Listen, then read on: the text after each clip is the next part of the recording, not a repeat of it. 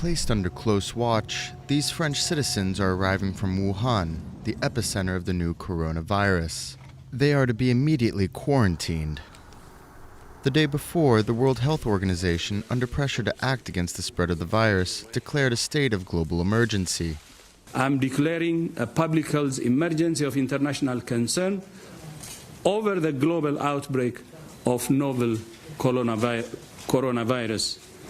The main reason for this declaration is not because of what is happening in China, but because of what is happening in other countries.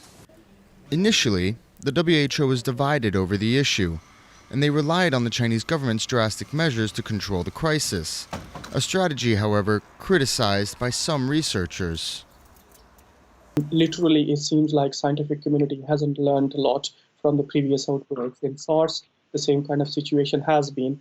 At that time, we knew how we controlled it, but all those efforts came very late. WHO is not taking that thing very seriously. While the uncertainty remains over the nature of the virus, other experts think that the WHO's reluctance may be justified. When it comes to the requirements that must be met when declaring an international emergency, the present situation is far from clear-cut. It's hard to tell. While a few thousand cases have been detected, the real figure is probably closer to 100,000.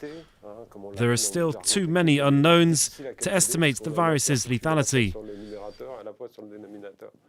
According to the WHO's definition, an international public health emergency is defined by a situation that is serious, sudden, unusual, or unexpected.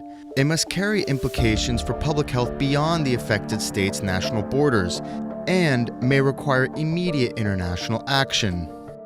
Created in 2005 in response to the SARS epidemic in China, this exceptional measure has only been used 6 times, but its usage is no stranger to controversy. In 2014, while the Ebola epidemic spread across Western Africa, the WHO waited 2 months before sounding the alarm. The international organization then faced accusations of neglecting the recommendations of the medical personnel on the field. Emails made available to the public show that the organization wished to avoid measures that could be perceived as hostile by the concerned African countries due to the potential negative impact to their economies.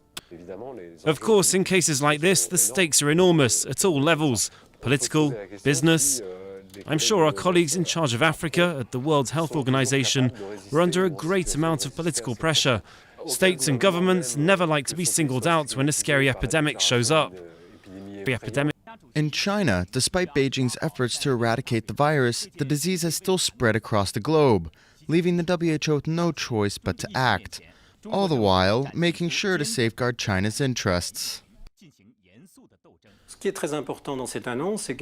What is very important in this announcement is that we were told it isn't useful to take measures that can harm international trade and tourism.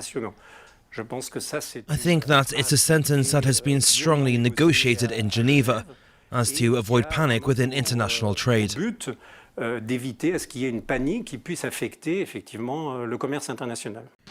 risk of panic, something the WHO was unable to properly handle during the H1N1 epidemic in 2009. The international emergency had then pushed states into investing massive amounts of resources to counter the virus, leading to the production of millions of unused vaccines. The fiasco tarnished the WHO's credibility. To this day, it remains the international public health emergency's most significant scandal.